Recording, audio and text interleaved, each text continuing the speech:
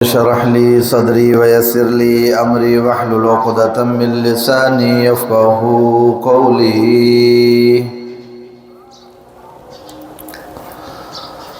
Rabbi शरह ली सदरी वयस्सिर ली अमरी वहलुल उक़दतम मिन लिसानी यफ़क़हू क़ौली।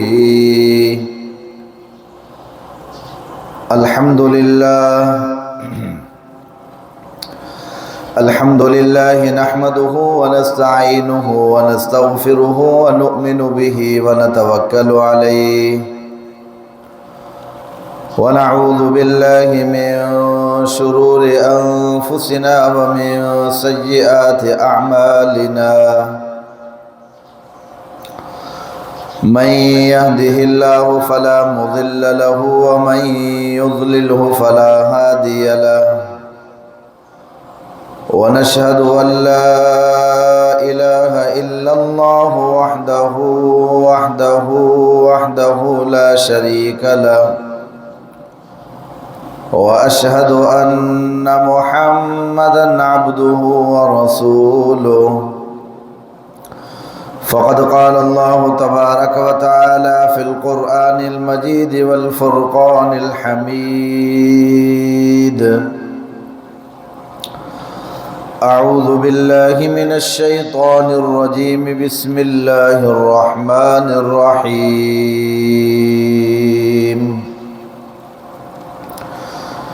अल्लज़ीना आतैनाहुमुल किताब यतलूनहु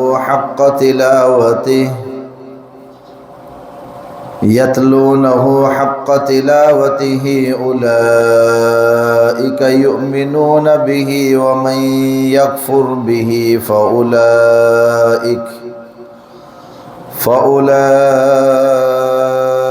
हुमुल खासिरून।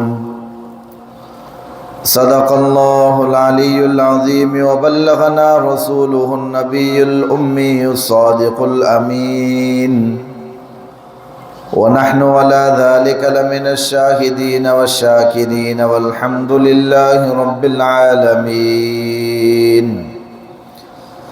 इन्नल्लाहा व मलाइकतहु युसल्लूना अलन नबिय्य या अय्युहल्लज़ीना आमनू सल्लु अलैहि व सल्लिमू तस्लीमा। सब दोस्त दिल मोहब्बत से बाआवाज़ बुलंद दुरूद शरीफ पढ़ो।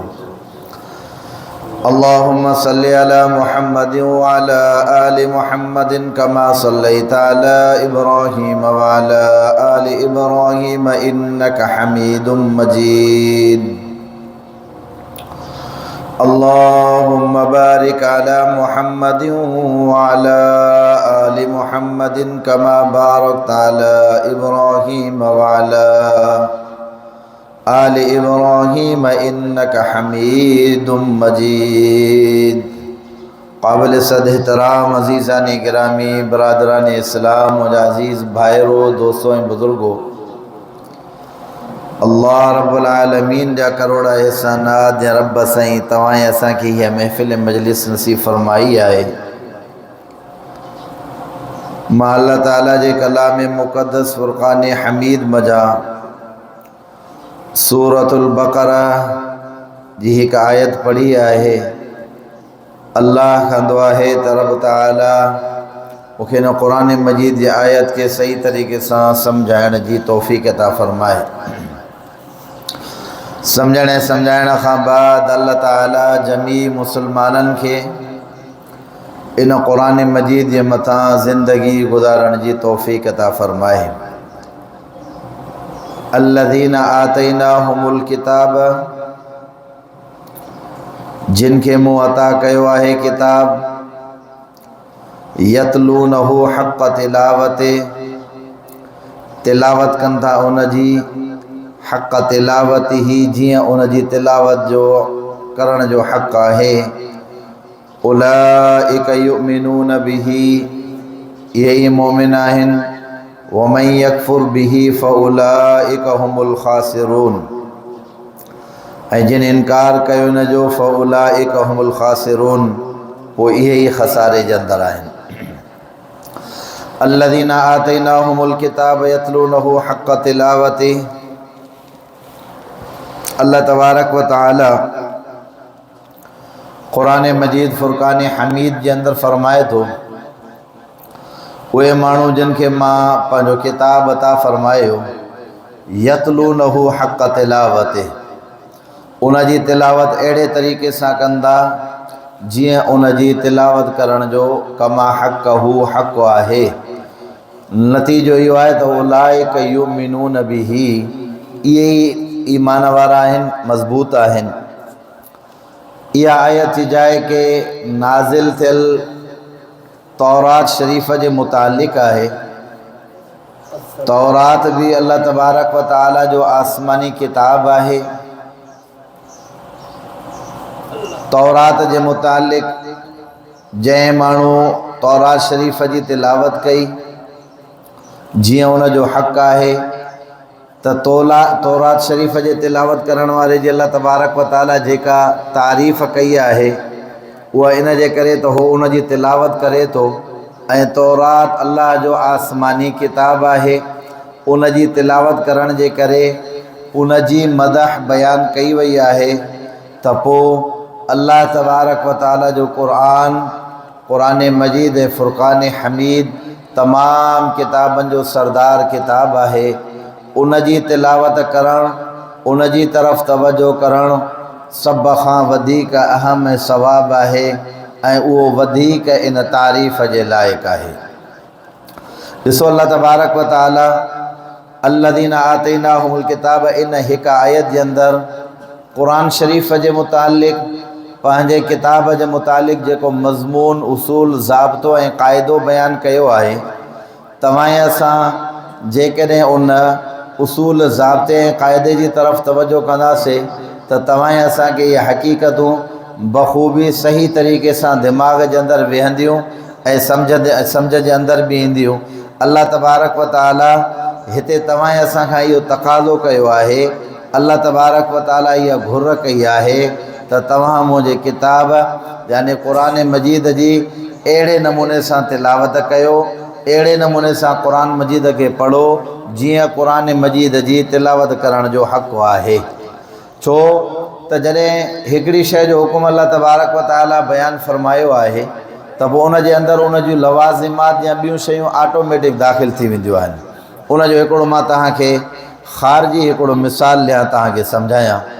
को माण्हू पंहिंजे जेको आहे सो नौकर या कंहिं भोरची खे चवे त बाबा भाॼी तयारु कर, मूं वटि महिमान अचनि था।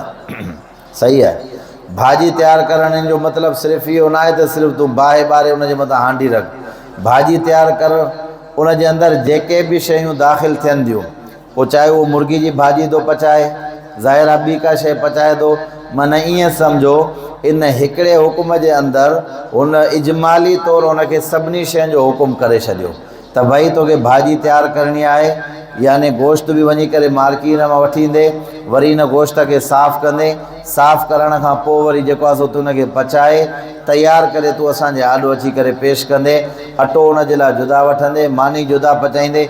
ईअं न आहे जो उनखे हिकु हिकु शइ जो ॿुधाए तदा गोश्त बि वञी वठी अचिजांइ, गिहु बि हेतिरो वठी अचिजांइ, धाणा बि वठी अचिजांइ, थूम बि वठी अचिजांइ। न, इजमाली तरीक़े सां उनखे चई त मुंहिंजा महिमान अचंदा, भाॼी मानी फलाणे टाइम ते तयारु करणी आहे। अकुलमंद ऐं समझदार पंहिंजो पाण ई सम्झी वियो इन जूं जेके बि शयूं आहिनि, जेके बि घुरिजूं आहिनि, उन्हनि सभिनी खे मूंखे कंप्लीट करे तयारु करे मालिक जे आॾो पेश करिणो आहे।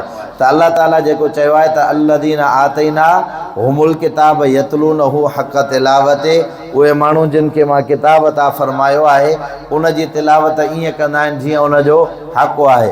त तव्हां असांखे रब जे क़ुरान मजीद जी जेका तिलावत करणी आहे उहा अहिड़े तरीक़े सां करणी आहे, अहिड़े तरीक़े सां करणी आहे जीअं उन जो हक़ आहे। इन जे अंदरि उन जा सभु हक़ दाख़िल थी विया क़ुरान मजीद जा।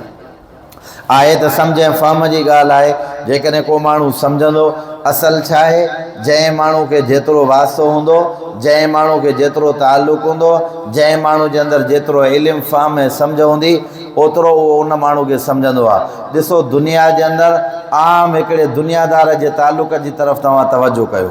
तव्हां असां जंहिं दुनिया जे अंदरि रहूं था, आम हिकिड़ो माण्हू आहे, भला हाणे नंढड़ो मिसाल खणी करे सम्झो को वक़्त जो MP आहे या को वक़्त जो MNA आहे, माण्हुनि खे सालनि जा साल लॻी वेंदा आहिनि, 10-10 साल 12-12 साल लॻी वेंदा आहिनि उन ताईं पंहिंजी जाइ ठाहिण जे लाइ त मां उन ताईं वञी करे पहुचां। जॾहिं उन ताईं पहुचंदो आहे, पहुचण खां पोइ अदब जी तक़ाज़ा इहा हूंदी आहे, उहो माण्हू हर हमेशह पंहिंजो क़दम फूके फूके करे खणंदो आहे, मां 10 साल जी महिनत में हिते पहुतो आहियां, मतां मूंखां का नाफ़रमानी थी वञे, मतां मूंखां का ग़लती थी वञे, जेकॾहिं उन मालिक जे तरफ़ां को हिन खे कमु मिलंदो आहे त गौर ऐं फ़िक्र सां उन कम खे कंदो आहे, मतां मुंहिंजे कम जी का कमी कोताही थी वञे त हीअ आम दुनिया जो ताल्लुक़ आहे, जिते तव्हांखे 10 खां 12 साल किन माण्हुनि खे त ज़िंदगी सॼी गुज़री वई आहे उन ताल्लुक़ ते पहुचण वारी।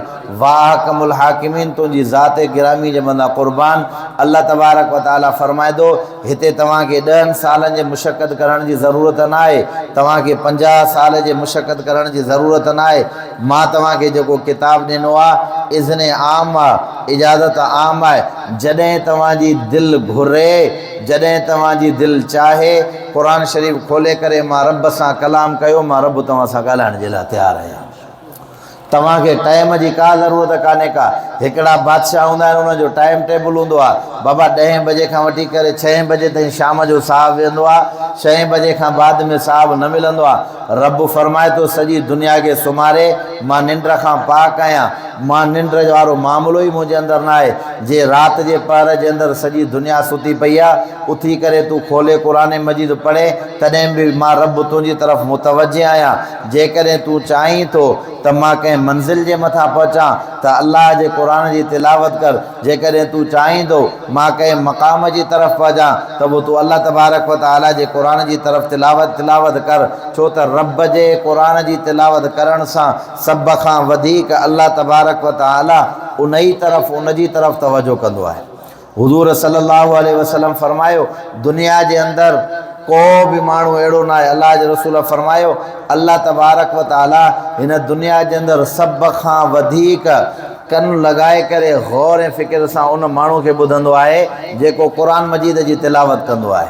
जेको माण्हू क़ुर जी तिलावत करे, अल्लाह तबारक व तआला इन जे करे त अल्लाह जे रसूल सल्लल्लाहु अलैहि वसल्लम फरमायो, क़यामत जे ॾियारे अल्लाह ताला ऐलान फरमाईंदो त बाबा केरु आहे मुंहिंजो पाड़ेसिरी।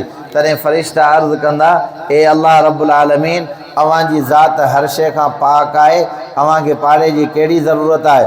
रब फरमाईंदो, जेके क़ुर वारा आहिनि इहे मां अल्लाह जा पाड़ेसिरी आहिनि, इन्हनि खे मां अल्लाह जो ताल्लुक़ ख़ासि नसीब आहे। तॾहिं हुज़ूर सल्लल्लाहु अलैहि वसल्लम फरमायो, मन शगलहुल क़ुरआन अन ज़िक्री व मसालती आतैतुहु अफ़ज़ल मा ऊतिय साइलिन। हिकिड़ो माण्हू सॼी राति वेठो आहे, तहज्जुद थो पढ़े, ज़िकिर थो करे, पंहिंजे मामलात ऐं मसाइल जे अंदरि आहे। हिकिड़ो माण्हू उनखे एतिरो टाइम कोन थो मिले जो सॼी राति वेही करे तहज्जुद जी निमाज़ पढ़े, ज़िकिर अज़कार वग़ैरह करे। हे हर हमेशह क़ुर जी ख़िदमत में लॻल आहे, हर हमेशह क़ुर जी तिलावत में लॻल आहे, हर हमेशह ॿारनि खे वेही करे क़ुर जो सबक़ ॾिए थो पियो। पाण फरमायो, हुन जेके बि दुआऊं घुरियूं उहे हुन जी दुआ घुरण जे अंदरि इंसान आहे, का कमी कोताही थी वई आहे, हुन जे घुरण खां वधीक मां रब क़ुर वारे जे हक़ जे अंदरि दुआ क़ाबिल क़बूल फरमाए छॾींदो आहियां। ॻाल्हि सम्झ में आई आहे न? त क़ुर मजीद जेको अल्लाह जो किताब आहे, इन क़ुर मजीद जा हक़ आहिनि। हिकिड़ो आहे उनजो ज़ाहिरी हक़, ॿियो आहे उनजो बातिनी हक़। सम्झो था? बल्कि जेकॾहिं गौर ऐं फ़िक्र कयो वञे त 3 हक़ आहिनि, हिकु ज़ाहिरी आहे, ॿियो बातिनी आहे, 3 जो नालो अबतन आहे। हाणे ॾिसो, अल्लाह ताला वालिदैन जे मुतालिक़ हिकिड़ो क़ुर मजीद जे अंदरि हुकुम बयानु फरमायो आहे त वक़ज़ा रब्बुका अल्ला ताबुदू इल्ला इय्याहु व बिल वालिदैन ihसाना। हक़ अल्लाह ताला फरमाए थो, वख़्फ़िज़ लहुमा जनाहज़ुल्लि मिनर रहमति वक़ुर रब्बिरहमहुमा कमा रब्बयानी सग़ीरा। वालिदैन जे हुकूक जो मुतालिक़ 2 ॻाल्हियूं आहिनि। सभ खां पहिरीं तव्हांखे बाअदब रहणो आहे, पंहिंजे नफ़्स खे उन्हनि जे साम्हूं झुकाइणो आहे, हर हमेशह उन्हनि खे झिड़क वारो मामिलो बि कंहिं क़िस्म जो न आहे करिणो। जीअं तव्हांजा वालिदैन चवनि, शरीयत फरमाए थी, सवाइ अल्लाह जी नाफ़रमानी जे यानी अल्लाह ऐं अल्लाह जे रसूल जे हुकुम जे ख़िलाफ़ वर्ज़ी जो को बि हुकुम न कनि। हर हुकुम तव्हांखे पंहिंजे पीउ ऐं माउ जो मञिणो आहे। जंहिं पंहिंजे पीउ ऐं माउ जो हुकुम मञियो, जंहिं पंहिंजे पीउ ऐं माउ जी ख़िदमत कई आहे, अल्लाह से उन्हनि खे दुनिया में बि मर्तबो अता फ़रमायो आहे, आख़िरत जे अंदरि बि मर्तबो अता फ़रमायो आहे। दुनिया बि उन्हनि जी ख़ूबसूरत आहे, आख़िरत बि उन्हनि जी ख़ूबसूरत आहे। हिते हुकुम ॿ आहिनि, हिकु त ज़ाहिरी तव्हांखे पंहिंजे पीउ ऐं माउ जो ख़्यालु करिणो आहे। आई ॻाल्हि सम्झ में? एतिरे क़दुरु हिकिड़े साहबी ॿुधो अल्लाह जे रसूल सल्लल्लाहु अलैहि वसल्लम खां, पैगम्बर साईं फ़रमायो, जेको माण्हू ख़ुशू ऐं ख़ुदू सां, मुहबत सां, दिलि जी गहराइनि सां पंहिंजे पीउ ऐं माउ जी ज़ियारत करे थो, अल्लाह से उनखे हिकु कामिल हज ऐं उमिरे जो सवाब अता फ़रमाए थो। साहबी चयो त या रसूल अल्लाह सल्लल्लाहु अलैहि वसल्लम, इहो त हिकिड़ो दफ़ो निहारण सां कामिल हज ऐं उमिरे जो सवाब आहे। मां जेकॾहिं ॿिए दफ़े बि निहारिया, पाण फ़रमायो वरी बि तोखे कामिल हज ऐं उमिरे जो सवाब आहे। पोइ चई साईं मां सॼो ॾियारो वेठो निहारिया, चए सॼो ॾियारो तोखे कामिल हज ऐं उमिरे जो सवाब आहे। तुंहिंजे ॾिसण जी कमी आहे, अल्लाह जे रहमत जी ॾियण में कमी कंहिं बि क़िस्म जी न आहे। जेको तहे दिलि सां पंहिंजे दिलि सां वालिदैन खे निहारे, अल्लाह उनखे कामिल हज ऐं उमिरे जो सवाब अता फ़रमाए थो। ॻाल्हि सम्झ में आई आहे न? त पीउ ऐं माउ जी हिकिड़ी आहे ज़ाहिरी ख़िदमत, अदब ऐं अख़लाक आहे, किरदारु आहे, उनजे हुक़ूक़ जो सही नमूने सां ख़्यालु करणु आहे। इहो आहे ज़ाहिरी। बातिनी हुकुम छा आहे? शरीयत फ़रमाए थी तूं पंहिंजे पीउ ऐं माउ जे लाइ हर हमेशह बाद में वेही करे दुआ घुरंदो कर। हर हमेशह उन्हनि जे लाइ दुआ घुर। हर दुआ जे अंदरि पंहिंजे पीउ ऐं माउ जो हिसो रख। पर किन उलमाए मुहदिसिन ईअं बि फ़रमायो आहे त जेकॾहिं तोखे महसूसु थिए त मुंहिंजी हीअ दुआ रब जी बारगाह जे अंदरि अलाए क़बूल पवे या न पवे, त तूं पंहिंजी दिलि खे झटका न ॾे। उन दुआ जे अंदरि तूं पंहिंजे अबे ऐं अम्मा खे यादि कर, अल्लाह साईं तुंहिंजी उन दुआ खे ज़रूरु क़ाबिल क़बूल फ़रमाईंदो। त हिकिड़ो आहे ज़ाहिरी हुकुम, ॿियो आहे बातिनी हुकुम। ॿई हुकुम अल्लाह तबारक व तआला माना फ़रमाया वक़्फ़िद लहुमा जना। ज़ाहिरी तौर ते बि त ईअं क़ुरान मजीद जा बि टे हुकुम आहिनि, हिकिड़ो आहे ज़ाहिरी, ॿियो आहे बातिनी, टियों आहे अबदन। इहे टई हक़ क़ुरान मजीद जा आहिनि। ज़ाहिरी जेको हक़ आहे क़ुरान मजीद जो, उहो इहो आहे त तव्हां असांखे तजवीज़ सां जहिड़े नमूने सां क़ुरान मजीद हुज़ूर पाक सल्लल्लाहु अलैहि वसल्लम ते नाज़िल थियो आहे, उन ई तरीक़े सां तव्हां असांखे तिलावत करणी आहे इन क़ुरान मजीद जी। ॿिए नंबर जी ॻाल्हि छा आहे? ॿिए नंबर जी ॻाल्हि इहा आहे त तव्हां असांखे हिन क़ुरान जी माना, मक़सद ऐं मफ़हूम जी तरफ़ बि तवजो करिणो आहे त क़ुरान जो हुकुम छा आहे, हिते हिन जी माना छा आहे, हिते क़ुरान जो मक़सदु छा आहे। टे नंबर जे मथां उन जे मथां जेको अमल आहे, उहो आहे क़ुरान मजीद जे मथां अमल करणु। त इहे टे हक़ आहिनि क़ुरान मजीद जा। घणा हक़ आहिनि बाबा? टे हक़ आहिनि। पहिरियों आहे त सुठे नमूने सां क़ुरान मजीद खे पढ़णु। ॿियो आहे त सुठे नमूने सां क़ुरान मजीद जी माना ऐं मक़सद खे सम्झणु।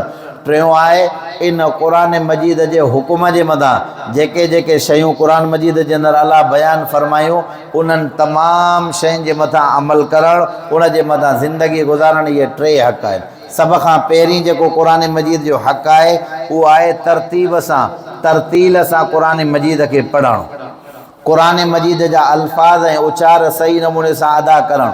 असां वटि त अल्लाह ताला माफ़ फ़रमाए, सालनि जा साल गुज़री था वञनि मौलाना, असां क़ुरान जो मोह बि न ॾिसंदा आहियूं। मां ग़लति ॻाल्हि नथो कयां, मां ज़िमेदारी सां इहा ॻाल्हि कयां थो पियो। जेके वाणिया आहिनि न, वाणिया जेके गैर मुस्लिम आहिनि, जेके ज़िमी काफ़िर आहिनि, जेके बुतनि जी पूॼा कंदा आहिनि, उहे सुबुह जो पंहिंजे कम जे मथां उथंदा। उनजो मामूल मां तव्हांखे ॿुधायां, मां पाण कंहिं गैर मुस्लिम खां पुछा कई, हिंदू खां पुछा कई। उन चयो साईं असां सुबुह जो जीअं उथंदा आहियूं, नाश्तो वग़ैरह करे असां पंहिंजे कमुकार जे वञण खां अॻु में पंहिंजे मंदर जे अंदरि वेंदा आहियूं।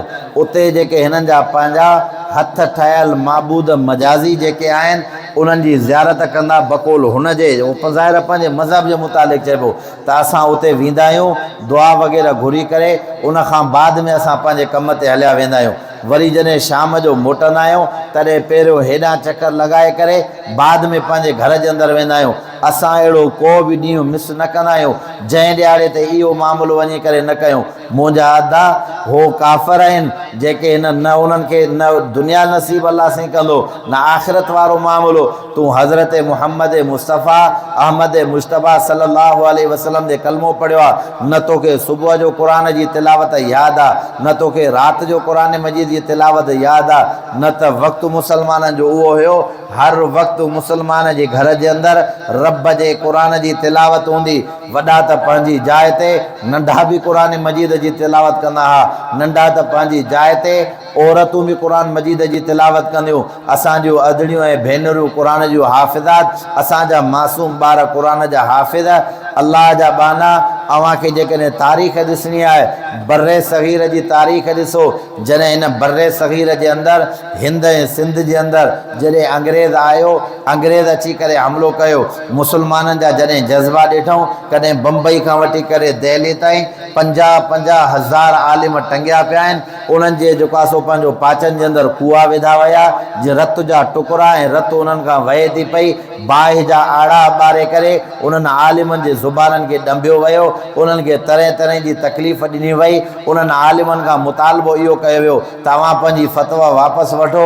हुननि चयो त असां कुझु बि न कंदासीं। तॾहिं बर्रे सग़ीर जे अंग्रेज़नि पंहिंजो पाण में हिकिड़ो मशवरो कयो, चई ॻाल्हि असल में इहा आहे, हे मौलवी त एॾा मज़बूत ऐं पथर वांगुरु आहिनि, जीअं हिननि खे सज़ा ॾियूं था तीअं हिननि जो ईमान वञे थो मज़बूती करे। हिननि वटि मज़बूत जेका शइ आहे, हिननि वटि जेका क्लियर शइ आहे, जंहिंजे खसण खां पोइ ही मन ईअं सम्झो अबोज थी वञनि, उहा कहिड़ी आहे? बर्रे सग़ीर जे अंग्रेज़नि अची करे फ़ैसिलो कयो इहो इंसान वटि रब जो किताब ऐं क़ुरान मजीद आहे। तॾहिं उन्हनि जाइलनि छा कयो, पंहिंजो पाण में मशवरा करे मस्जिदनि जे अंदरि जेके क़ुरान मजीद जा नुस्ख़ा जीअं क़ुरान पियो आहे उन्हनि खे जमा करणु लॻा। हिकिड़े ॻोठ जे अंदरि आया, हिकिड़ी मस्जिद जे अंदरि 5-8 क़ुरान शरीफ़ पिया हुआ।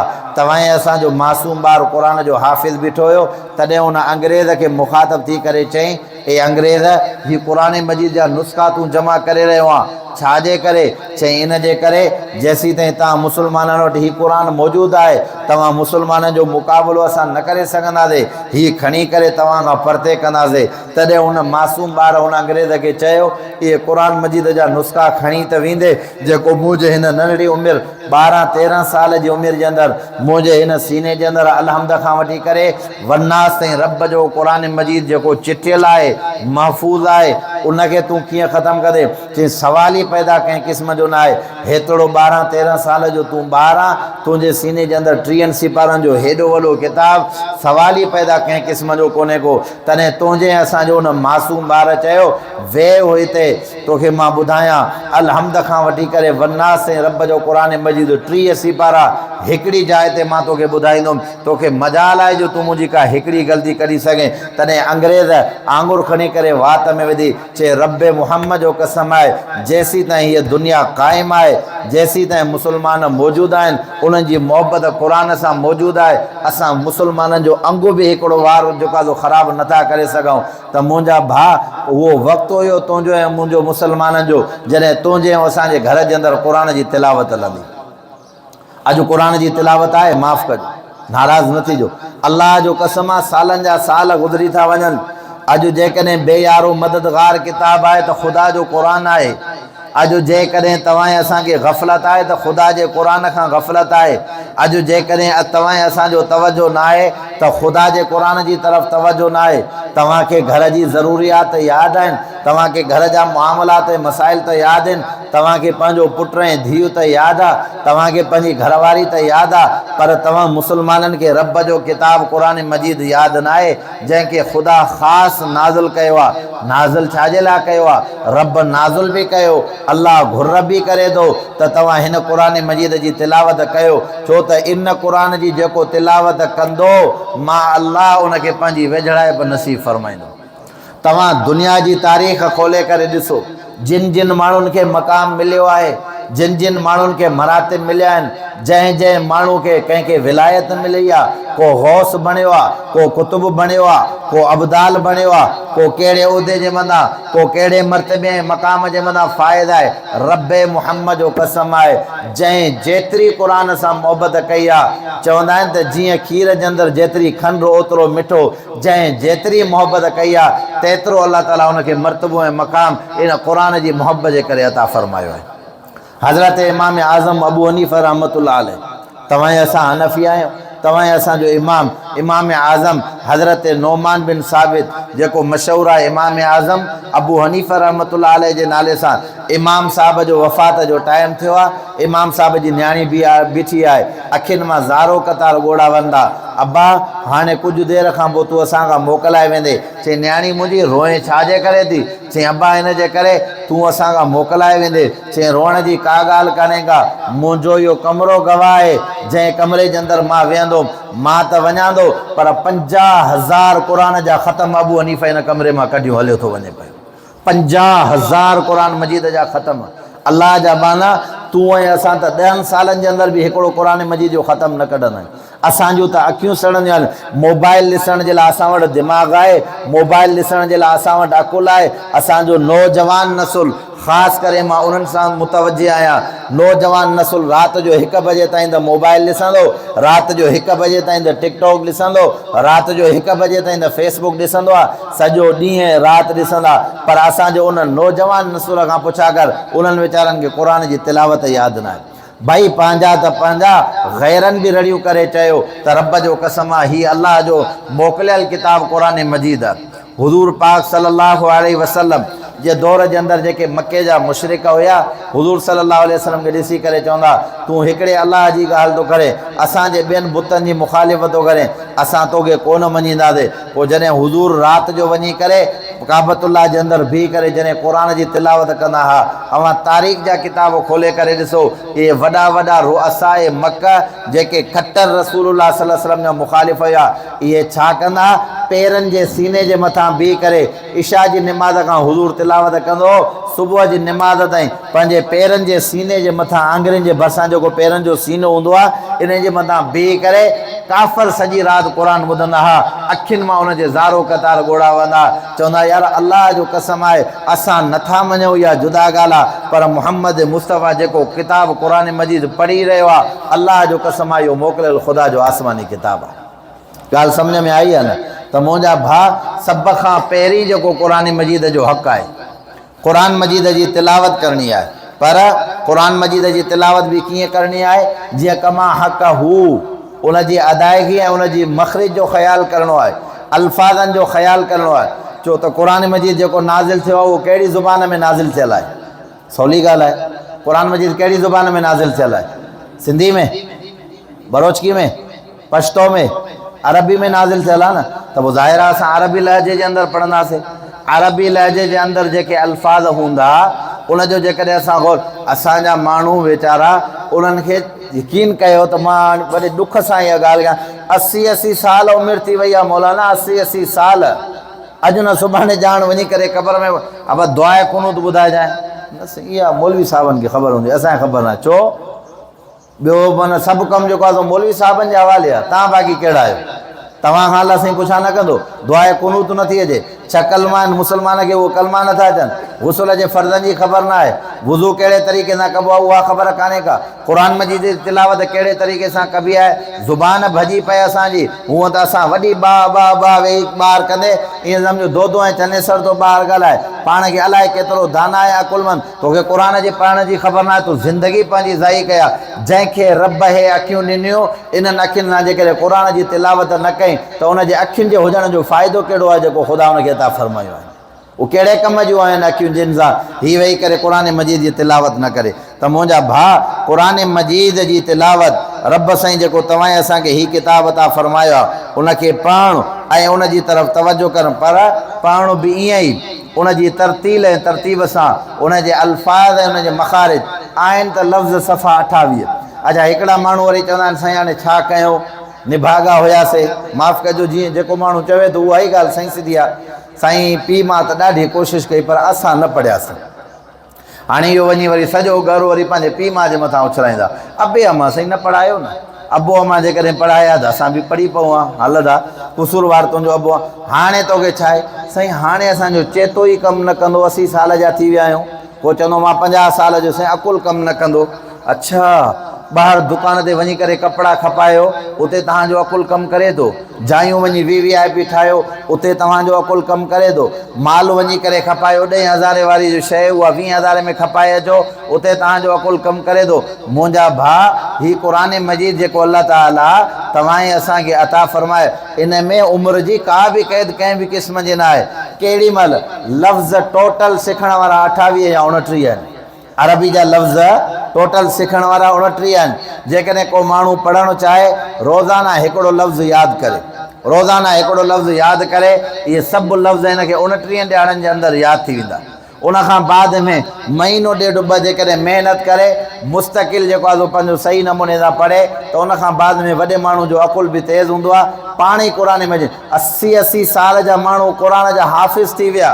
खोड़ अहिड़ा मास्तर माण्हू जेके रिटायर थियण खां बाद में क़ुरान मजीद हिफ़िज़ करे यादि करे विया। छो त अल्लाह साईं चए थो न, वलक़द यस्सरनल क़ुरआन लिज़िक्रि फ़हल मिन मुद्दकिर, आहे त सवलो, पर को माण्हू हुजे जेको हिन क़ुरान मजीद खे यादि करण वारो।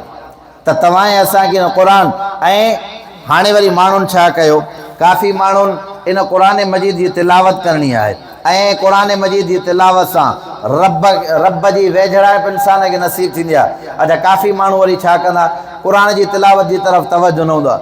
साईं मुंहिंजी रोज़ी जी तंगी आहे, को वज़ीफ़ो त ॾिजो भला। त वज़ीफ़ा जेके तव्हां असां अॼुकल्ह शुरू कया आहिनि, या माण्हुनि जो रुॻो ज़ोर माना हिननि वज़ीफ़नि जे मथां आहे, उनजो नंढिड़ो भला मां मिसाल ॾींदो आहियां। मुंहिंजो हिकिड़ो माण्हू निकाह न करे, मौलवी साहिब खे चए साईं महिरबानी करे वज़ीफ़ो ॾिजो त अलाह साईं मूंखे साले औलाद ॾे, बग़ैर निकाह जे हिनखे साले औलाद वज़ीफ़नि सां मिलंदी? ॻाल्हायो न था छो? बाबा जेको रब साईं रस्तो ख़लकियो आहे, बाबा पहिरियों वञी निकाह कर, निकाह करण खां पोइ ज़ाहिरी असबाबात अख़्तियार कर, उनखां बाद में तूं अची करे वज़ाइफ़ जी ॻाल्हि कर। असां वटि माण्हू वेही करे घर वेठे न उन्हनि खां को कमु पुॼंदो न को छा, फ़िलाणी शइ जो वज़ीफ़ो, फ़िलाणी वज़ाइफ़। ऐं जेकॾहिं तव्हां चाहियो था त असांजे हर मुआमलात ऐं मसाइल जे अंदरि तासीर थिए, अल्लाह जी ज़ात जो कसम आहे, क़ुरान खां वधीक ॿियो को बि वज़ीफ़ो न आहे। तव्हां क़ुरान जी तिलावत करे त ॾिसो मुंहिंजा भाउ, अव्हांजे दिलि जी हिकु हिकु रग ठरी पवंदी।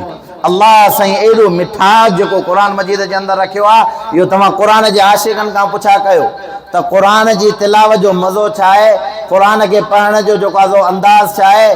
क़ुरान मजीद जे पढ़ण सां रब जेको तव्हां असांजे दिलनि खे नरम थो फरमाए, उनजो अंदाज़ छा आहे। इन क़ुरान जी तिलावत जे करे अल्लाह साईं वॾनि वॾनि मरातिब मक़ामात इंसान खे पहुचाईंदो आहे। तव्हां क़ुरान एॾो वॾो किताब क़ुरान मजीद आहे, जंहिंजे मुतालिक़ चए थो, जंहिं किताब जी तिलावत रब पाण करे, ऐं हज़रत मुहम्मद मुस्तफ़ा अहमद मुश्तफ़ा सल्लल्लाहु अलैहि वसल्लम खे चवे त तूं फ़िलाणे खे घुराए करे चओ, मां अल्लाह अर्श ते ॿुधां, तूं ज़मीन ते वेही करे ॿुधो, साहबी तिलावत करे दो। इन किताब क़ुरान जो ताए असां वटि क़दुरु कोन्हे को। क़दुरु जेकॾहिं हुजे हा, मालूमात जेकॾहिं हुजे हा, मोहबत जेकॾहिं अल्लाह जे क़ुरान सां हुजे हा, त पोइ तव्हां असां ईअं क़ुरान मजीद खे बेयारो मददगार न बणायो। स्कूल वारे ॿार खे मोकिलींदा आहियूं सुबुह जो, मदरसे ते केॾी महिल मोकिलींदासीं 7 बजे, 7 बजे खां वठी करे 8 बजे ताईं ॿारु क़ुरान पढ़े थी, ऐं स्कूल ते काएं बजे मोकिलींदासीं 8 बजे खां वठी करे 1 बजे ताईं। सही थो ॻाल्हायां या मां ग़लति थो ॻाल्हायां? जे मां ग़लति आहियां त चओ मौलवी साहिबु तूं ग़लति थो ॻाल्हि करे। 8, 8:30 या 9, इन 9 बजे खां वठी ॿारु काएं बजे ताईं वेंदो आहे स्कूल ॾे? 1 बजे ताईं, 1:30 बजे ताईं, या 2 बजे ताईं, सियारे में मथां 2 बजे ताईं हुजे, उन्हारे मथां 1 बजे ताईं। माना 6 कलाक 7 तव्हांजो ॿारु वियो काॾे? स्कूल ॾे, दुनियावी तालीम हासिलु करण जे लाइ। ऐं क़ुरान पढ़ण जे लाइ घणा कलाक वियो? माना तव्हां वटि हिकु कलाक क़ुरान जो क़दुरु आहे। तव्हां वटि अंग्रेज़ी तालीम जो क़दुरु आहे, रब जे किताब क़ुरान जो क़दुरु कंहिं बि क़िस्म जो न आहे। पोइ असां छाजे करे हीअ आवाम जेका आहे उहा मग़लूब आहे? मग़लूब हिन दुनिया खे बचाइण जो सबबु छा आहे? तव्हां खोले किताब ॾिसो, हीअ दुनिया जेका बाक़ी आहे न, उहा छाजे करे बाक़ी आहे? अल्लाह बिल्लाह सुम्मत अल्लाह, अल्लाह जे क़ुरान जे मौजूदु हुजण जे करे हीअ दुनिया बाक़ी आहे। जंहिं ॾिहाड़े जंहिं वक़्त जे अंदरि जंहिं टाइम जे अंदरि हिन दुनिया मां अल्लाह जो किताब क़ुरान वयो उहो दुनिया जो आख़िरी ॾिहाड़ो आहे। हिन दुनिया जो रूह जेको आहे उहो रब जो किताब क़ुरान आहे। क़ुरान मजीद हिन दुनिया में हलियो वियो उहो हिन दुनिया जो आख़िरी ॾिहाड़ो आहे। हिन दुनिया जे बका जो सबब रब जो किताब क़ुरान आहे। ॿी ॻाल्हि मां तव्हांखे ॿुधायां, अल्लाह जे अज़ाब खे टारण वारी शइ, ख़ुदा जे अज़ाब खे परते करण वारी शइ इहा क़ुरान जी तिलावत आहे। रसूलुल्लाह सल्लल्लाहु अलैहि वसल्लम फरमायो त जेको माण्हू जॾहिं क़ुरान मजीद जी तिलावत कंदो आहे, जंहिं ॻोठ जे अंदरि, जंहिं मुहल्ले जे अंदरि, जंहिं इलाइक़े जे अंदरि क़ुरान मजीद जी तिलावत थींदी आहे ऐं ईंदड़ अल्लाह जो अज़ाब, नाज़िल थियण वारो ख़ुदा जो अज़ाब उन क़ुरान मजीद जी तिलावत जी बरकत जे करे ख़ुदा टारे छॾींदो आहे, परते करे छॾींदो आहे। त इन जाइ ते अज़ाब जी का बि ज़रूरत न आहे, छो त मुंहिंजे किताब जी तालीम हली रही आहे, मुंहिंजे किताब जो आवाज़ बुलंद आहे। जंहिं जाइ ते मां रब जे किताब क़ुरान जी तालीम हलंदी आहे, मां रब उन जाइ ते अज़ाब नाज़िल न कंदो आहियां। अल्लाह जे अज़ाब खे टारण वारी शइ रब जो किताब क़ुरान मजीद आहे। अॼु असांखे उहो क़ुरान मजीद यादि न आहे। हा, असां वटि क़ुरान मजीद जो मक़ाम छा आहे, असां वटि क़ुरान मजीद जी इज़त छा आहे, असां वटि क़ुरान मजीद जी हैसियत छा आहे। ज़िना करे अचे तुंहिंजो ॿारु, अल्लाह ताला माफ़ फरमाए। इन मुआशिरे जे अंदरि रहूं था, जंहिं मुआशिरे जे अंदरि बाबा फ़लाणो वियो फ़लाणे खां, अबा हाणे छा कयां, अबा हाणे त ॿियो को वस्तु न आहे, असां ग़रीब हूं, हीअणा हूं, बसि हाणे तरीक़ो इहो ई आहे, पुॼी न पवंदासीं, कुझु नियाणियूं वठंदासीं, क़ुरान खणंदासीं। बाबा हाओ की न, मां ग़लति ॻाल्हि थो कयां। क़ुरान शरीफ़ सीने सां खणंदा, माना अलाह साईं इन जे लाइ क़ुरान मजीद नाज़िल कयो आहे। तव्हां ज़िनाऊं कयो, पोइ सीने सां क़ुरान खणी करे हिक हिक जे दरवाज़े ते, पोइ हुते हिकिड़ा वरी ज़ालिम जाबिर माण्हू हे वञी करे उन्हनि खे ख़बर ई न हूंदी आहे जाइलनि खे, हीअं वञी करे क़ुरान ईअं सम्झो हुननि जे पेरनि जे क़रीब वञी करे पहुचाईंदा आहिनि। अलाह ताला माफ़ फरमाए, पोइ अञा अलाह जो अज़ाब न अचे। छोकिरो तुंहिंजो चोरी करे आयो, अबा छा आहे हाणे कीअं कंदासीं, बाबा ॿियो रस्तो त न आहे, हाणे बसि हलूं था मस्जिद मां क़ुरान शरीफ़ खणी बग़ैर वुज़ू जे, वुज़ू बि न कंदा, वञी मस्जिद मां या कंहिं ॻोठ मां हूअं क़ुरान यादि न हूंदो, क़ुरान शरीफ़ खणी करे 4 माण्हू वठी करे वेंदा, तव्हां असां वटि क़ुरान जो क़दुरु इहो आहे। बसि ज़िनाऊं कयूं, क़ुरान खे यादि कयूं, चोरियूं कयूं, क़ुरान मजीद खे यादि कयूं, माण्हू मारियूं, क़ुरान मजीद सीने सां लॻाए करे मेड़, अल्लाह मेड़ जे लाइ किताब कोन मोकिलियो आहे मुंहिंजा भाउ, कब्रिस्ताननि ते खणी करे ख़तमनि जे लाइ क़ुरान कोन मोकिलियो आहे। अल्लाह हिन क़ुरान खे नाज़िल कयो आहे त मुंहिंजा बाना हिन क़ुरान खे पढ़ो, जे चाहीं थो मां रब सां हम कलाम थियां त क़ुरान पढ़ो, मां रब तोसां हम कलाम थींदुमि। जे चाहे थो, इहा केॾी वॾी ॻाल्हि आहे। कंहिं माण्हू खे वक़्तु मिले त बाबा तूं फ़लाणे गवर्नर सां वञी करे मिल, फ़लाणे बादशाह सां मिल, केॾो ख़ुशि हूंदो आहे, माण्हुनि खे ॿुधाईंदो। कंहिं हिकिड़े अल्लाह वारे चयो, हुज़ूर सल्लल्लाहु अलैहि वसल्लम खां पुछा कई त हे अल्लाह जा रसूल, क़ुरान मजीद पढ़ण जे करे, चई हे तसनीफ़ आहे, हे किताब कंहिंजो आहे, क़ुरान मजीद कंहिंजो किताब आहे, ॾाढा ॻाल्हायो, अल्लाह जो आहे नी। फरमाए त हे अल्लाह जो नाज़िल कयल किताब आहे। पोइ जॾहिं बानो पढ़ंदो आहे न, अल्लाह ताला फ़रिश्तनि खे चवंदो आहे मुंहिंजो नाज़िल थियल किताब पढ़ी रहियो आहे। इहो दुनिया में बि ईअं आहे, फितरी अमल आहे। कंहिं माण्हू खे मां पंहिंजो मौलूद लिखी ॾियां, मिसाल जी ॻाल्हि आहे, शाइरी मुंहिंजी हुजे, हाणे जेकॾहिं वेही करे मौलूद चवे त पोइ जॾहिं मौलूद हो चवंदो त जंहिं शाइरी कई आहे, जंहिं लिखियो आहे, तूं ख़ुशि थींदो या न? वेही करे माण्हुनि खे चवंदो फ़लाणो जेको मौलूद चए थो इहा शाइरी मुंहिंजी आहे, आई ॻाल्हि सम्झ, या को हे किताब मुंहिंजो लिखियलु आहे, हे जेको किताब पढ़ी रहियो आहे इहो कंहिंजो लिखियलु आहे, इहो मुंहिंजो किताब लिखियलु आहे। अल्लाह ताला फरमाईंदो हीउ मुंहिंजो नाज़िल कयल किताब आहे, मुंहिंजो बानो पढ़े थो। पोइ इन जे करे रब फरमाईंदो आहे ॿिया दुआऊं घुरनि, तूं क़ुरान मजीद पढ़ंदो रहो। हो दुआ घुरण वारो जेतिरियूं दुआऊं घुरंदो उन खां वधीक मां रब तुंहिंजे हक़ में दुआऊं क़ाबिल क़बूल फरमाईंदो। पर क़दुरु त कयो नी क़ुरान जो। बेयारो मददगार जेकॾहिं दुनिया में आहे त क़ुरान मजीद आहे, अल्लाह जो कसम आहे। जेको तव्हां ऐं असां वैदन जेका हिन 50, 60, 70, 80 साल जी ज़िंदगी में कई आहे क़ुरान, खोड़ असांजा माण्हू कारोबारी आहे, पुछा कर वाह क़ुरान शरीफ़ पढ़ियल आहियो? 95% माण्हुनि खे क़ुरान मजीद पढ़ियल न आहे। वरी जेकॾहिं पढ़ियल हूंदा त हिकिड़ी सिट शुरू कंदा, ओ हुते वञी करे पहुचंदा, चङा भला अकुलमंद दाना माण्हू, छो बा ॾे हलो हल क़ुरान पढ़णु नथो अचई छा? असां छा कयूं, मुला वीचारा अहिड़ा हुया, के वरी पीउ माउ ते हणंदा, के वरी मुलनि ते हणंदा, के कंहिंजी ॻाल्हि कंदा, पढ़णु पाण खे न अचे, हलणु पाण खे न अचे, लख लानत गोड़नि जे मथां। मुंहिंजा भाउ ज़िंदगी तो पंहिंजी ज़ाया कई आहे जे क़ुरान न पढ़ी त। क़ुरान जहिड़ी शइ तो छॾे ॾिनी आहे। अल्लाह जे रसूल दिलबर सल्लल्लाहु अलैहि वसल्लम फरमायो क़ुरान मजीद जो पढ़णु हर एक हर्फ़ सां, जुमले सां नथो चवां, हर एक हर्फ़ सां अल्लाह साईं 10 नेकियूं अता फरमाए थो। घणियूं नेकियूं अता फरमाए? ऐं फरमायो जेको माण्हू क़ुरान मजीद पढ़े थो उन्हनि जो घर आसमान ते रब साईं खे ईअं नज़र ईंदो आहे जीअं ऊंदहि जे अंदरि ॾिया ॿारजनि 5 न 10 घरनि जे अंदरि। को माण्हू जेकॾहिं मथां वञी करे बीहे त जिन घरनि में लाइट हूंदी त ऊंदहि में नज़र ईंदा या न? क़ुरान वारनि जा घर रब साईं खे ईअं नज़र ईंदा आहिनि जीअं ऊंदहि जे अंदरि माण्हू खे ॾींहनि वारा घर नज़र ईंदा आहिनि। ख़ासि बाज अल्लाह साईं हुनजो उनजे मथां। त हिकिड़ो हक़ क़ुरान मजीद जो इहो आहे त असां तरतीब सां तरतील सां जंहिं तरीक़े सां रब साईं हिन क़ुरान मजीद खे नाज़िल कयो आहे उन तरीक़े सां क़ुरान मजीद जी तिलावत कयूं। इहो पहिरियों हक़ आहे क़ुरान मजीद जो। ॿियो हक़ हिन क़ुरान मजीद जो इहो आहे त असां हिन क़ुरान मजीद जी तरतीब ऐं तरतीब जेका नाज़िल थियल आहे अल्फाज़नि जी दुरुस्तगी, मश्क, मामलात ऐं मसाइल उनखे पढ़ूं।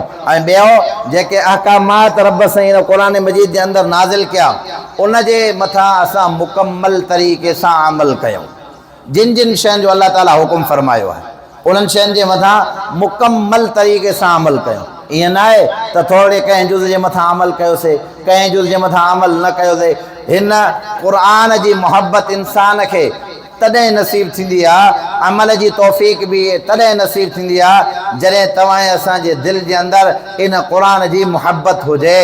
इन क़ुरान जी मोहबत जी तासीर जे करे ख़ुदा तव्हां असांखे इन अमल जी तौफ़ीक़ अता फ़रमाईंदो। तव्हां असां त रोज़ाना जेको माण्हू फरमाए, जेको माण्हू चाहे थो त मां रोज़ाना ताज़गी वारी ज़िंदगी गुज़ारियां, सेहत वारी ज़िंदगी गुज़ारियां, मुंहिंजे दिलि जे मथां को बोझ न हुजे, को डिप्रेशन न हुजे, का परेशानी न हुजे, मां बावुज़ू अल्लाह जी ज़ात में उम्मीद रखी करे चवां थो उहो माण्हू रोज़ाना क़ुरान मजीद जी तिलावत करे। फ़र्ज़ु सम्झो पंहिंजे मथां क़ुरान मजीद जी तिलावत। कज़ियो थी वियो आहे छा आहे?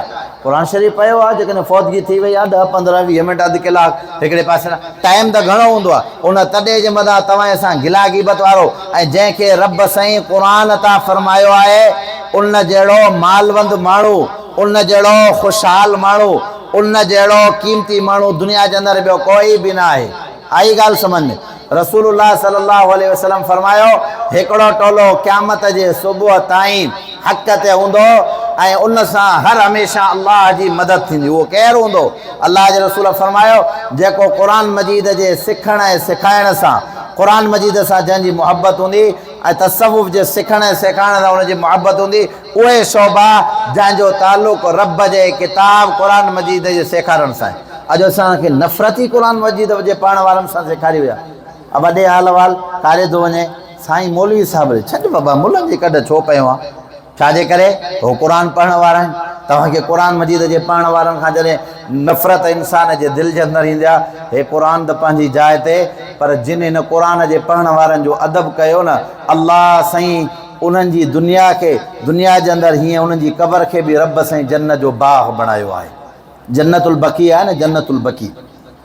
जन्नतुल बकी जे अंदरि मामूल इहो आहे त जंहिं बि माण्हू खे दफ़न कंदा आहिनि उनखे तक़रीबन 2 साल उते दफ़न कंदा, उनजे तारीख़ लॻाईंदा।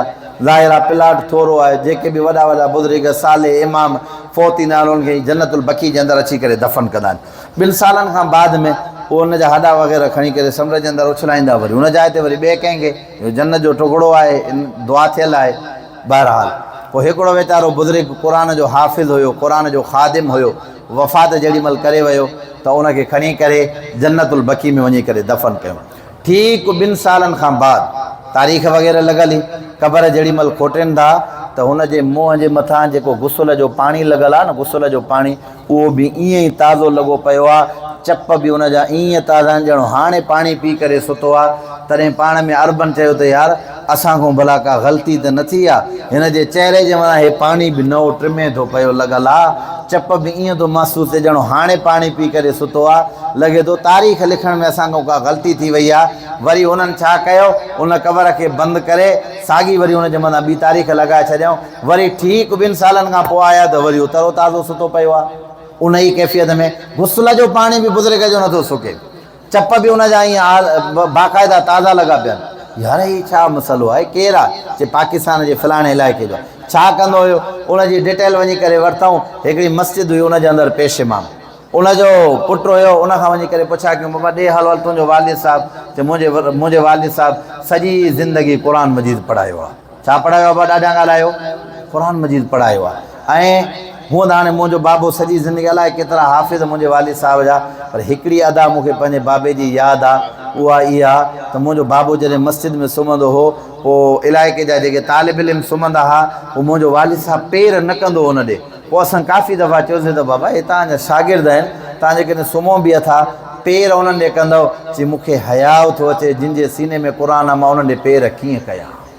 छा थो अचे? मूंखे ॾाढा हंधि ॻाल्हाए, मूंखे हयाउ थो अचे, हिननि जे सीने में क़ुर आहे मां हिननि ॾे पेर कीअं कयां। सिर्फ़ु हिन क़ुर जी मुहबत जे करे अल्लाह से हुनखे क़यामत जे सुबुह ताईं जन्नतुल बकी जे अंदरि सुम्हारे छॾियो। मौलाना तव्हां असां क़ुर खे सम्झो ई न आहे, क़ुर जे जलाल खे ॾिठो ई न आहे, क़ुर जे कमाल ते असांजे तव्हांजी तवजो ई न आहे त क़ुर कहिड़ो किताबु आहे, ख़ुदा जो केॾो बाकमाल किताबु आहे। विलायत जेकॾहिं चाहे थो त क़ुर जे कढ अच, जेकॾहिं दुनिया जा मरातिब मक़ामात चाहे थो त क़ुर जे कढ लॻ। कोई उमिरि जी क़ैद न आहे, कोई टाइम जो मसइलो न आहे।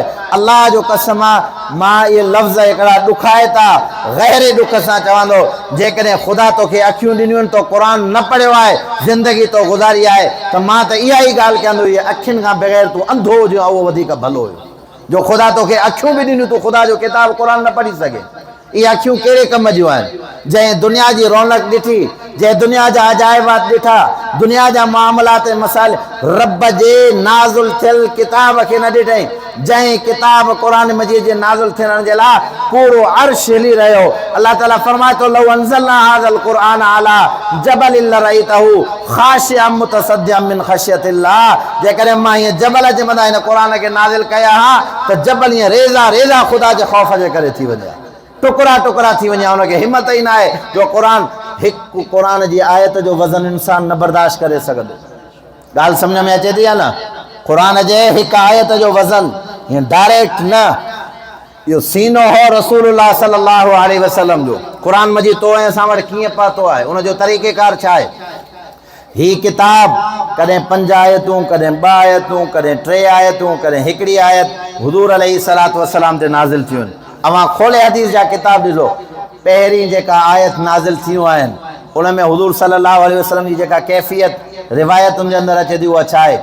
अल्लाह जे रसूल जे मथां जॾहिं आयत नाज़िल थी आहे, पहिरीं हुज़ूर सल्लल्लाहु अलैहि वसल्लम जॾहिं उहा आयतूं पढ़ियूं, हुज़ूर सल्लल्लाहु अलैहि वसल्लम जॾहिं आया ऐं जॾहिं नबी साईं ते वही नाज़िल थींदी, सख़्तु सियारे जी मौसम जे अंदरि ईअं नबी साईं जे जिस्म मां पग रहंदो जीअं लोटो पाणी जो खणी करे हार त ईअं पाणी हेठि वहे ईअं।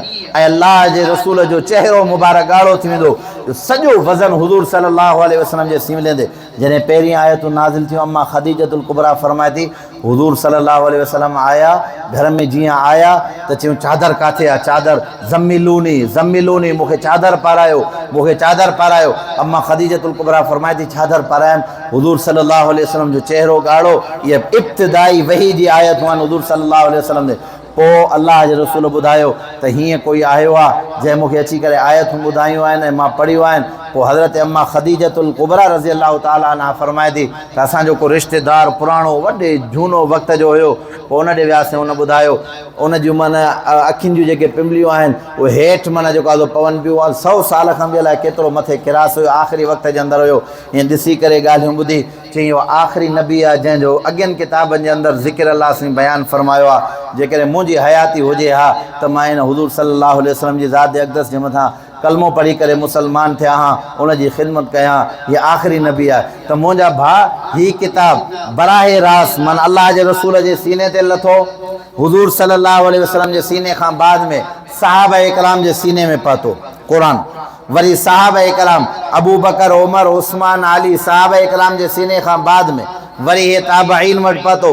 ताबईन खां पोइ तबा ताबईन, बुज़ुर्गाने दीन, गौस, कुतुब, वली, अब्दाल, ईअं सीना बसीना तो ऐं असां वटि पहुतो आहे। ईअं हिकु आयत बि जेकॾहिं को माण्हू पढ़िया त ईअं रेज़ा रेज़ा थी वञे। क़ुर को मामूली किताबु आहे, वतो था के माण्हुनि जे पीरनि जी क़बरुनि जे मथां झुकंदा, कॾहिं हुनखे था सॾु कयो। अलाह तव्हांखे पंहिंजो जलाल ऐं कमाल घर जे अंदरि ॾिठो आहे। जेकॾहिं तूं चाहीं तो रब जो जलाल ऐं कमाल ॾिसण त रब काबा जो कसम आहे, ख़ुदा जे किताब खे चुमड़ी पर तोखे रब जो जलाल बि नज़र ईंदो त ख़ुदा जो कमाल बि तोखे नज़र ईंदो।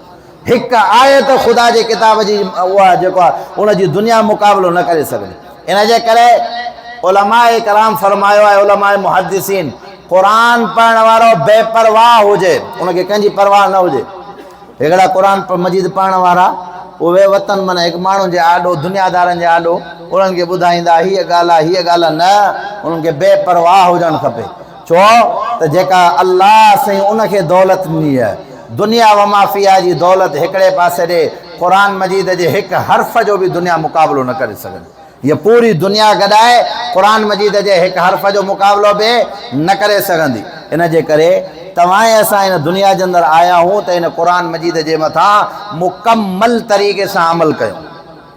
छा तव्हां घर जे अंदरि जेकॾहिं 10 भाती आहियो, मिसाल माण्हू अजीब आहिनि, अलाह जंहिंजो क़दुरु आहे त उन शइ जो अदा ॾे हाल अहिवाल, तुंहिंजो छोकिरो केतिरो पढ़ियलु आहे? साईं माशा अल्लाह मुंहिंजो छोकिरो न बसि हाणे इंजीनियर थियण वारो आहे। अब तुंहिंजी न्याणी केतिरी पढ़ियलु आहे? उहा बि साईं हेतिरो पढ़ियलु आहे। पाण केतिरो पढ़ियलु आहे? हेतिरो पढ़ियलु आहे। हाणे इन्हनि खां तूं पुछा कर त कॾहिं तव्हां सोचियो आहे त तव्हांजे घर में क़ुरान जी तिलावत बि आहे? तव्हां कॾहिं इहो गौर ऐं फ़िकिर कयो आहे त असां उथी करे सुबुह जो ख़ुदा रा अलाह जो कसम हथ ॿधी चवां थो, जेकॾहिं चाहियो था अलाह जी वेझड़ाइप चाहियो था त ख़ुदा जे किताब जी तिलावत शुरू कयो। बरकत पंहिंजे घरनि जे अंदरि चाहियो था त ख़ुदा जे किताब हिन वक़्तु आख़िरी वक़्तु आहे, क़ुरान मजीद खे लावारिस किताब सम्झी करे छॾियो वियो आहे। यहूदियुनि जी वॾे में वॾी साज़िश इहा आहे त मुस्लमान क़ुरान मजीद जी तिलावत खां परते थियनि। तव्हां क़ुरान जी तिलावत खां परते तव्हां सीननि में जाइ ॾियो पंहिंजे हिन किताब खे, जेको रब साईं तव्हां ऐं असांखे हज़रत मुहम्मद मुस्तफ़ा सल्लल्लाहु अलैहि वसल्लम, तो ऐं असां अलाह ॾिठो आहे बा, तो ऐं असां अलाह साईं ॾिठो आहे? न ॾिठो आहे न। हुज़ूर सल्लल्लाहु अलैहि वसल्लम ॾिठो आहे? न ॾिठो आहे न। सुञाणप कंहिं कराई? अलाह जी। ॾाढियां ॻाल्हाए किताब क़ुरान कराई न, ऐं हज़रत मुहम्मद मुस्तफ़ा सल्लल्लाहु अलैहि वसल्लम तोखे असांखे कंहिं मिलायो? ख़ुदा जे किताब क़ुरान मिलायो न। त मुंहिंजा भाउ, ही अलाह जे रसूल जो उहो मौजज़ो आहे जेको क़यामत ताईं रहंदो। हुज़ूर सल्लल्लाहु अलैहि वसल्लम जे नाज़िल थियल किताब हिनखे ईअं न छॾियो, पाण पंहिंजनि बचनि खे, पंहिंजे अहलो अयाल खे रब जे किताब क़ुरान मजीद जी तालीम ॾियो। जेकॾहिं अव्हां जूं न्याणियूं न आहिनि पढ़ियल, उनजे लाइ फ़िकिरमंद थियो। अव्हां जी घरवारी न आहे पढ़ियल, उनजे लाइ फ़िकिरमंद थियो। पाण न आहियो पढ़ियल, पंहिंजे लाइ फ़िकिरमंद थियो। अव्हां जी ज़िंदगी जेकॾहिं ईअं अजायो ज़ाया थिए थी पई, पोइ जॾहिं क़ुरान पढ़ंदो न, पोइ तव्हांखे हक़ीक़त में महसूसु थींदो त हिन किताब क़ुरान मजीद जा पढ़ण जा फ़ाइदा कहिड़ा आहिनि, असरात कहिड़ा आहिनि। ईअं दिलि तव्हांजी ज़ंग में भरियल गुनाहनि जे हुजे, हिनजे साफ़ करण जे लाइ ॿियो कोई बि आलो न आहे। हीअं जीअं क़ुरान मजीद पढ़ंदो वेंदे, जीअं तुंहिंजी दिलि खे शीशे वांगुरु साफ़ ऐं आईने वांगुरु कंदी, जीअं तुंहिंजी दिलि धका ॾेई करे जेकॾहिं ख़ुदा जे नाले खे पंहिंजी दिलि में न रखे त पोइ मूंखे चइजांइ, चाहीं थो त मुंहिंजे दिलि जे अंदरि ख़ुदा जो नालो समाइजे त ख़ुदा जे क़ुरान जी तिलावत शुरू कर। अमल कबो इंशाअल्लाह। अची ॾाढी आहे साईं, 50 साल में मौलवी साहिब जे आॾो वञी करे विया। सब्ज़ी खपाइण में त शर्म नथो अचे, गाॾी हलाइण में त शर्म नथो अचे। गाॾो हलाइण ऐब सम्झो वेंदो आहे न। मिसाल सफ़ा उहा जेको ग़रीब वीचारो हुजे मजबूर, उनखे मज़दूरी करण में ऐब तव्हांखे सम्झ में नथो अचे। 50 साल जो आहे, क़ुरान पढ़ण में ऐब कहिड़ो आहे? छॾे ॾियो हिननि ॻाल्हियुनि खे, इहे भुटे जे दौर जूं ॻाल्हियूं आहिनि। नथो पढ़णु अचे, वॾा खोड़े करे कंहिंजे साम्हूं वेही करे तव्हां छा था हासिलु कयो? रब जी मोहबत हासिलु करण जे लाइ जेकॾहिं तव्हां नौजवान खां वेही करे क़ुरान सिखो था त कोई हर्ज कंहिं बि क़िस्म जो न आहे पढ़ियल त पंहिंजी ज़िंदगी जे अंदरि सुधारो आणे। रब जे ऐं जेके पढ़ियल आहिनि उन्हनि खे मुंहिंजी ख़िदमत में गुज़ारिश आहे त महिरबानी करे रोज़ाना पाबंदी सां क़ुरान जी तिलावत कयो। अव्हांजा सभिनी वज़ीफ़नि खे, ॿियनि सभिनी ॻाल्हियुनि खे छॾे करे क़ुरान खां वधीक ॿियो को वज़ीफ़ो न आहे।